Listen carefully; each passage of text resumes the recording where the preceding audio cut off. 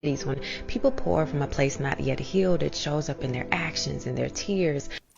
Yes, to everything that she says, go back and watch the video. But really, you as an intergenerational pattern breaker, you as the black sheep of the family, you as the person who's constantly pointing out things that could be different, it's difficult to go back home. It's difficult to go back into the chaos because you know something could be different. And all you want to do is share with them how it could be different, what you've experienced. But the thing is, the key, if you really want to connect with your family, the key is to help them understand by demonstrating it.